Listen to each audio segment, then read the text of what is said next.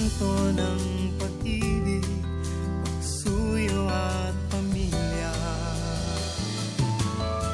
Dito ang eksena'y matama, buhay ay makulay at puno ng drama. Maynila, Maynila, Maynila, ang kwento mo'y bukal ng pag-asa.